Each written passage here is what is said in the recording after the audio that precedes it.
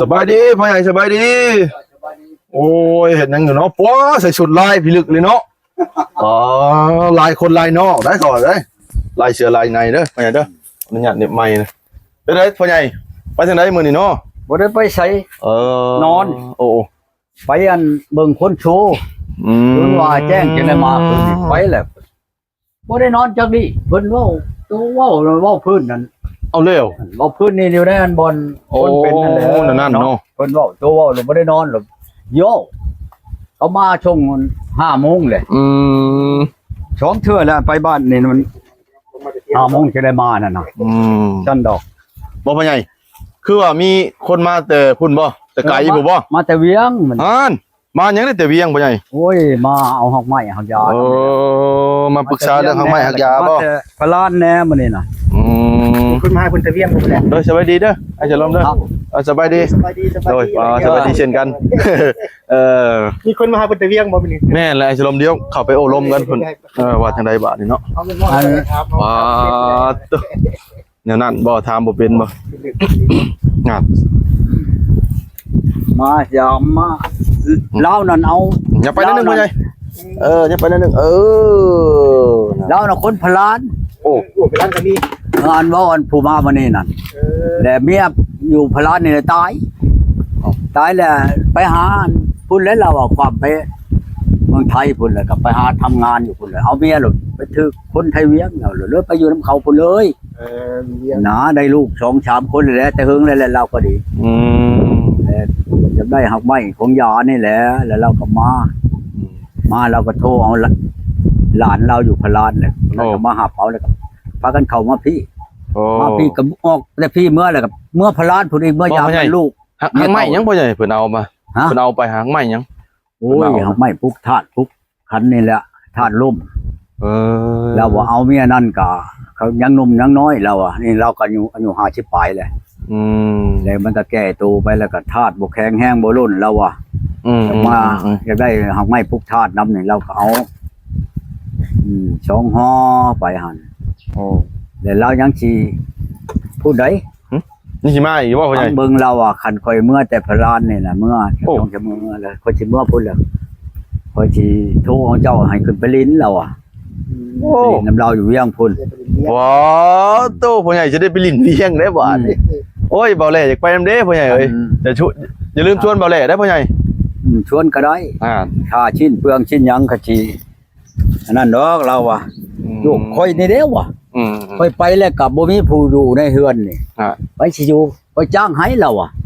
วันนึงเท่าไหร่เขาเอานำวันนึง200,000 200,000ก็ให้เราแค่นั้นเจ้าขึ้นไปไปคันให้ไปแน่นั่นน่ะไปได้อยู่พ่อใหญ่ฝนตกได้พ่อใหญ่เอ้ยบาดนี่ตกมันหยิบมันหยับเนาะตกแล้วไปกะชิมาแหละ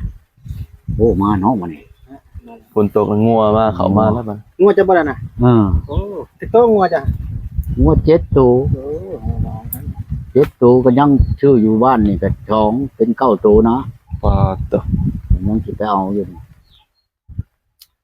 เราให้ขึ้นไปลินน้ำเล้าแล้วต่ออีกเนาะพ่อใหญ่เนาะเบื้องหนึ่งเราก็อยากให้เมื่อไปกันนั่นบอนที่อยู่ให้เรามันจะเกิดบ่อยู่ดีไม่แห้งเราอ่ะในขอบเขตเราอยู่นั่นมันเป็นอะไรพ่อใหญ่มันมีแนวเคล็ดแนวควงบ่พ่อใหญ่บ่ค่อยเล่าหาค่อยลงเบิ่งแล้วบ้านนี้ค่อยลงเบิ่งแล้วมันตุกกันเฮือนนั่นในขอบเขตน่ะมันกวมมันคุมผี3 คุมมันโอ้ยเรามันว่าแล้วก็คือว่าแล้วอยู่ในเมืองแล้วเขาบอกถือว่าเป็นความมันคิดขวงเราพ่อใหญ่คุมผีตายมีแห้งบ่หรือว่าผีธรรมดาบ่แล้วผีตะกี้บ่ผีประชาเก่าแต่เฮือนแต่เขามันบ่กว้างบ่ควางพุ่นนะเขาเลยเขาผีประชาใช้นั่นจ้ะเขาก็ย้ายไปก็บ่ได้ไกลแล้วประมาณวัง10 เมตรนี่แหละแล้วอันบ่นั้นเขาย้ายผีประชาไปนั่นในเวียงนั่นเราโอ้เราจักคักอีหลีเนาะเราเอาคักบ่คักก็ตามเพิ่นบอกเพิ่นเว้านี่แหละข่อยก็บ่สิเว้าเองได้ว่าโอ้เราแม่นลีเราผีประชาเก่าหลีเพราะว่าตั้งแต่กี้เวียงนั่นมันก็สิบ่ทันได้กว้างขวางออกพระชำนั้นเราแต่เขาก็พังผีพังคนตายนี่แหละเราจักผีตายไม่แห้งจักตาย เฮ็ดตายไข่ตายหยังแล้วก็ยังบ่ฮู้ดอกเราเรื่องการตายนะของค่อยกับหากลับไปอยู่วังเช่าไปปีนี่นะเรานะเขาเกตนั่นน่ะ บ่พ่อใหญ่เพิ่นไปอยู่เป็นอะไรเพิ่นก็ฮู้ว่าทับพวกเพื่อนทมทับคุมผีนะ ค่อยนี่แหละลุงจะบ่จักมันเราก็บ่จักแล้วแล้วก็บ่เป็นแต่ค่อยได้แล้วว่าวางใกล้กันนั่นก็เป็นบ่อยู่ดีมีแฮง แสดงว่าในเฮือนเราบ่อยู่ดีมีแฮงบ่พ่อใหญ่นะครับโอ้ ถ้าบ่แม่นเรามาตัวนั้นดอกเรามาจากได้แนวอื่นแล้วบ้านนี้ล่ะเจ้าขึ้นไปนั่นก็สิบ่ได้ชีวิตแต่เฮือนข่อยดอกเรามันก็มีเฮือนใกล้หั่นก็สิเฮ็ดบ่ทุกเฮือนแหละเราโอ้ แล้วเราเมื่อแล้วเราสิถามมันผู้ที่อยู่ใกล้กันนะสิเฮ็ดบ่กันจังซั่นจังซี่นะฉันว่านั่นน่ะสิให้ขึ้นไปแล้วเหรอไปเฮ็ดให้แล้วแต่เขาบ่เฮ็ดก็สิหาพ่อหมอนี่แหละเหรอไปเฮ็ดให้ได้บ่เป็นหยังวะ บ่พ่อใหญ่สมมุติพ่อใหญ่ขึ้นไปสูดไปนะฮะไปไล่ผีออกประมาณจักมื้อพ่อใหญ่มีอุปกรณ์หลายอย่างบ่พ่อใหญ่เครื่องไม้เครื่องมือพ่อ ขึ้ ให น ญ่ ไปนี่ก็สิบ่แม่นแต่แนวเดียวมันหลายคนอยากได้นั่นได้นี่นะกระทอกกระทาเป็นว่ากระทาหาเงินหาคำนี่ก็สิอย่างนั้นมาไว้ไปง่ายก็สิวังสิหามื้อพุ่นละ โอ้ ได้ไปเลยนั่นน่ะพี่เนาะโทรกันกับเราน่ะโทรใช้กินนี่นั่นคอยพี่เราคอยมาพี่ได้เรามายามลูกกันเมียเก่าเนี่ยเอาแล้วเมียเก่าในไหนเจ้าน่ะป้าบทผู้นี้บ่เมียตายแล้ว โอ้ ผู้อยู่อันพลานนั่นตายได้หลายปีแล้วเรานี่จนลูกเป็นบ่าวเป็นชาวได้ลูกไปลูกเขยแล้วไปแล้วขึ้นมายามเราเว้นหมู่แล้วหมู่นี่ เช่าแล้ว เรายามลูกเมียเก่านะว่ะเมื่อใดเจ้าสิได้เมื่อค่อยก็บ่เกินในช่องมื้อดอกเราสิเมื่อเราเมื่อแล้วก็สิโทรหา ผู้อยู่เวียงว่าพ่อใหญ่ว่าเดี๋ยวนี้ผมเลี้ยงมาแล้วจ้างเขามาถมมันนั่นพื้นนั้นให้มันนี่เขามาถมแล้ว ว่าเรื่องเฮือนน่ะอีกว่าพ่อใหญ่บัดนี้ฮะว่าเรื่องเฮือนตัวน่ะบ่ตู้มันน่ะบ่พื้นมันค่อยเด้โอ้อันนี้ให้เทียมให้เขา5แสนนั่นดิ เบิด5แสนบ่พ่อใหญ่นะ5แสนน่ะนะครับยังสิเอาอัน